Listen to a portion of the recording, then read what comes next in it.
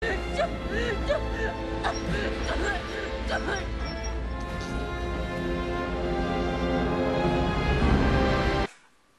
anyway, other than that, what else can you say about this movie other than it's Starship Troopers? And that's really all I have to say. Yeah! Oh, God, that hurts. Hey, well, I got something that might hurt just a little bit more, buddy. Ah! Oh, yeah! We're gonna fight, and we're gonna win! Yeah! Honestly, this movie guarantees you citizenship. That's it. That's awesome. Yep. Thank you, Derek. That was really fantastic. The film I will be doing was made in 1982, and it's called John Carpenter's The Thing. And it's actually a remake of The Thing from Another World from 1951, which in itself is taken from a short story entitled Who Goes There? When you think of just random crap you'd like to see in a movie, this movie pretty much has it.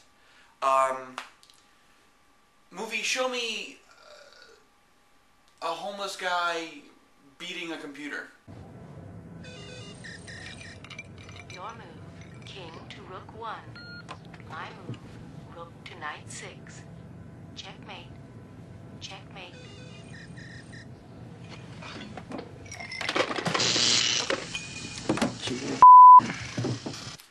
Alright, I want to see the guy from the diabetes ads. Get a hold of somebody. Get a hold of anybody. We got to report this mess. Touching a giant scary vagina.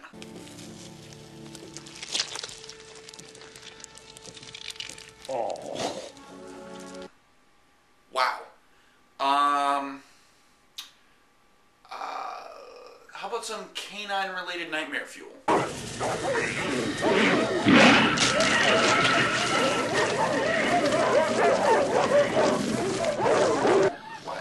Is that thing spraying like semen on that? That's terrifying. Wow. Alright, I'm done now. Burn it with fire.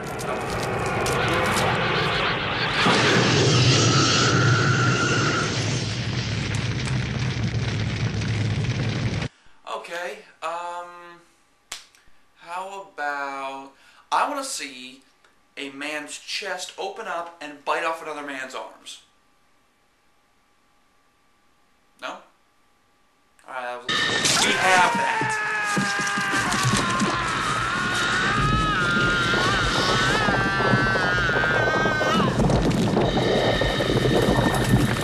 The Thing is pretty incredible.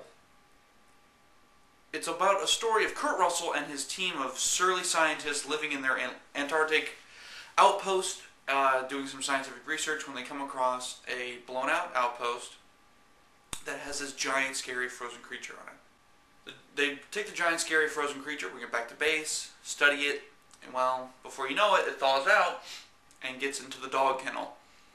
And from that gives birth the ounces and ounces of horrific dog-related nightmare fuel that you just seep into your little eyeballs and can never really forget, no matter how hard you try. The crew figures out that fire seems to kill the monster, but they also figure out that the monster can take the shape of other things. And we get to the first really big aspect of this film, and that's paranoia. The film builds up very slowly, and as it does, it tries to push in more and more tension for the audience, and as the film progresses, everyone's growing more and more weary of one another. No one can really trust anybody. And so, right as things are starting to get a little weird, suddenly Wilford Brimley freaks out and starts attacking stuff. And so they lock him up in a little shed out in the snow. And that just adds to the paranoia. And so everyone decides to take a little blood out, and they're going to run tests to see if anyone was infected by this thing. And so they do that, and then they get sidetracked, and they can't test it right away, and so whatever they go, and then they decide to regroup, and they're like, alright, we're going to test for real this time. All the blood samples have been tampered with. It's like the whole case is like blown apart and stuff. So they do it all again, they get everyone's blood sample again, but they've kind of already figured out there's only one guy within the group that could have tampered, had the opportunity to tamper with that blood, so it's got to be him, right? So they all tested, they take this hot wire and poke it into the petri dishes of blood to test, because if it's got the infection, it'll freak out because fire hurts the creature. So they go around, well, a guy who had the opportunity to mess with blood is clean. I know you gentlemen have been through a lot. But when you find the time, I'd rather not spend the rest of this winter tied to this f***ing couch! And then suddenly, boom! Crazy freak out, and someone else is infected, and horrible, nightmarish creatures.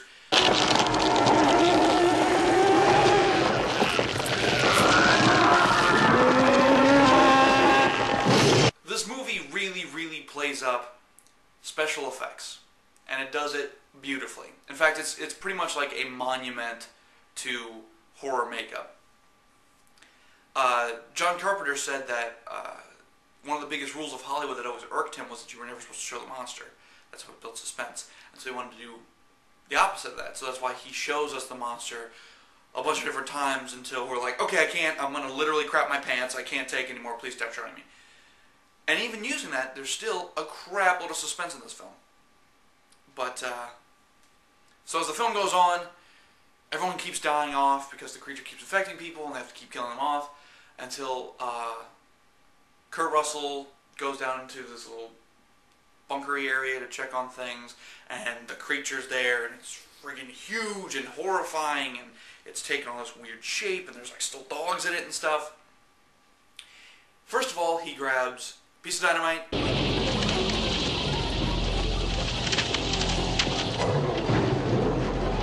says one of the most non-creative, awesome hero lines of all time. Yeah, you too! Blows the bastard up, and then he and a crewmate of his are the only two left remaining. You the only one who made it? Not the only one. Did you kill it? Where were you, Charles?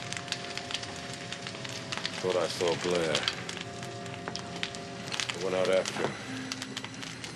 Got lost in the storm.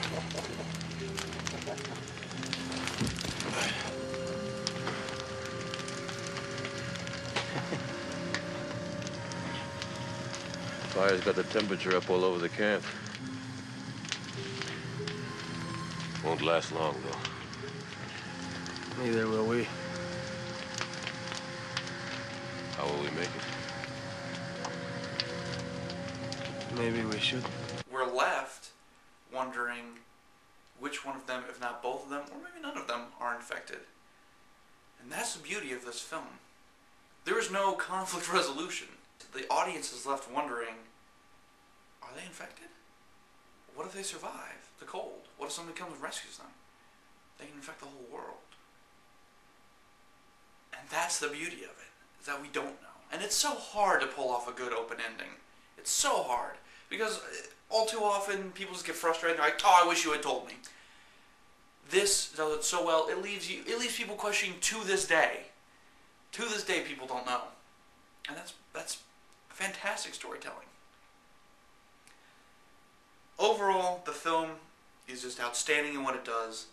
It builds moments, it builds suspense, it builds paranoia and tension. The special effects are incredible. This is way before CGI came in. These were all real, like, tangible creatures and stuff like that, made out of God knows what. And just absolutely amazing. It's like the only Wilford Brimley movie I've ever seen, and he's pretty good at it. Kurt Russell's fantastic in it. Maybe not Big Trouble in Little China fantastic, but pretty fantastic.